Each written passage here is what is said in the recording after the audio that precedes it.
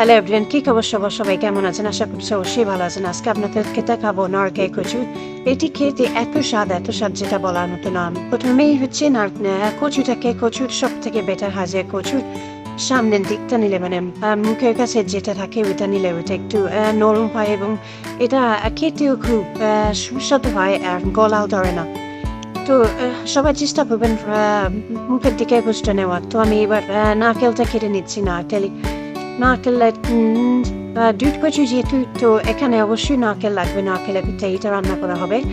তবে নারকেলটা ভালো করে কেটে ভালো করে কুড়িয়ে নিলাম। দেখেন আপনারা, কুড়িয়ে নেওয়ার পরে এরপরে হচ্ছে নারকেলটাকে ব্লেন্ড করবো। নারকেলটা ব্লেন্ড করার পরে এটার থেকে ভালো 2-3 বার করে ব্লেন্ড করলে সবচেয়ে ভালো। বাট আমি একবারে ব্লেন্ড করেছি। ব্লেন্ড করার পরে এটার থেকে যে দুধটা বেরিয়েছে ওটাকে আমি সেঁকে নেবো।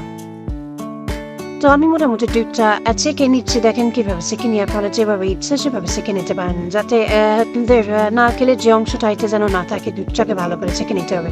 এরপরে চলে যাব লবণ আর হচ্ছে হলুদ দিয়ে কচুগুলোকে ভালো করে সিদ্ধ করে নিতে হবে। সিদ্ধ করে নিলে গলা ধরার কম ধরে, মানে গলা ধরবে না, মুখ কথা বলা এমনিতেই ধরে না। এইভাবে রান্না করলে তারপরে চেষ্টা করবেন সবসময় একটু এইভাবে সিদ্ধ করে নিতে। তো দেখেন আমি সিদ্ধ করে নিচ্ছি। একটু রেখে দিলে সব থেকে বেটার হয়, তাড়াতাড়ি সিদ্ধ হয়ে যায়। তো আমি রেখে দিয়ে 5-7 মিনিটের মতো রেখেছিলাম। এরপরে তুলে নিলাম। সব নারকেলগুলো তুলে নেওয়ার পরে এরপর আমি সরিষার তেল দিয়ে রান্না করছি। পুরো রান্নাটা সরিষার তেলেই হবে। তো সরিষার তেল দিয়ে এবার হচ্ছে যে কচুগুলো আমি সিদ্ধ করে রেখেছি সেগুলো আবার একটু ভেজে নেব। আর ভেজে নিলে আরও সব থেকে বেটার হবে, ভেঙে যাওয়ার চান্সটা কম থাকবে। তো দেখেন আমি সবগুলো কচু একে দিয়ে দিলাম। একে দিয়ে দেওয়ার পরে এরপরে আস্তে আস্তে উল্টে পাল্টে দুপিট ভালো করে ভেজে নিলাম।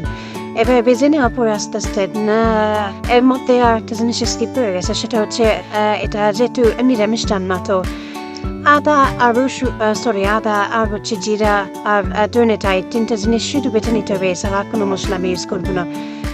তো আবার দেখেন এবার কালো জিরা ফোড়ন দিলাম আর কিছু জিরা ফোড়ন দিয়ে এরপরে আমি হচ্ছে আদা জিরে বাটা যেটা ছিল মরিচটা আমি দিয়ে দিলাম একটু। এটা বেশি কম মশলাই হয়ে যায়, বেশি মশলা দিইনি আমি, কম মশলা দিয়ে রান্নাটা যেহেতু করছি। তো এরপর আদা জিরে ধনে বাটাটা এটা দিয়ে দিলাম। একটু পানি দিয়ে দেবো। পানি দিলে হয় কি মশলাটা খুলে যায় না। তো একটু পানি দিয়ে দিলাম। পানি দেওয়ার পরে আমি কিছুক্ষণ নড়ার পরে একটু হলুদ দিয়ে দেবো।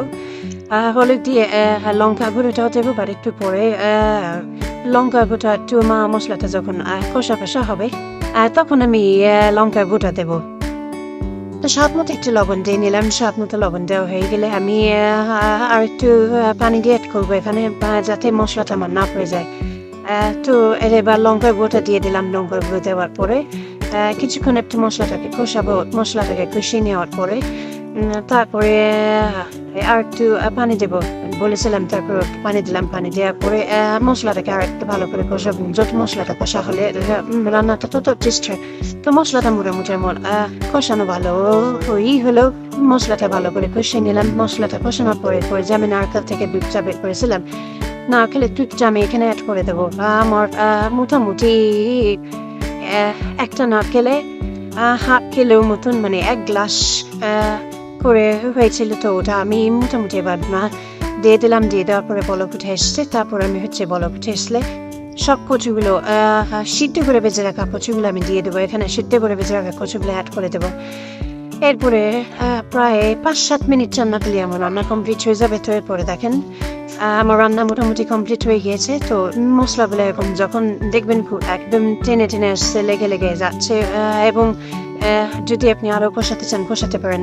তেল ছেড়ে দিবে, দেখবেন যেহেতু নারকেলের দুধ সেহেতু এখানে তেল একটু ছাড়বে। তো আমি মোটামুটি আমার যতটুকু কষানো প্রয়োজন ততটুকু কষিয়ে নিয়েছি। আপনারা চাইলে আরো ঝোল রাখতে পারেন, বা আমি এতটা ঝোল পছন্দ করি না, তার জন্য এত ঝোল রাখলাম না। তো দেখেন আমার নারকেল কচুটা কত সুন্দর কালারফুল হয়েছে এবং এটা দেখতে এত সুন্দর লাগছিল, যেটা আপনারা মানে বুঝতে পারবেন না যে এতটাই সুন্দর লাগছিল। এবং খেতে যে কি স্বাদ, যদি আপনারা না খেয়ে থাকেন তাহলে বুঝবেন না। যারা এখনো ট্রাই করেন অবশ্যই বাড়িতে একবার ট্রাই করবেন। তো একে একে আমি সবগুলো কচু তুলে নেওয়ার পরে এরপরে আর কোনো প্রসেসিং বাকি নেই, আপনারা চাইলে গরম মশলা অ্যাড করতে পারেন, বা আমার গরম মশলাটা যেহেতু হাতের কাছে ছিল না, সেই তো আর অ্যাড করা হলো না। তো আমার মোটামুটি রান্না কমপ্লিট। এবার দেখেন ফাইনাল লুকটা, এত সুন্দর জোস একটা কালার এসেছে, মানে যেটা বলার মতো না, যে একটা কালার এসেছে। এবং এটা খেতেও অনেক সুন্দর, অনেক সুস্বাদু। আপনারা অবশ্যই বাড়িতে একবার ট্রাই করে দেখবেন। Thank you.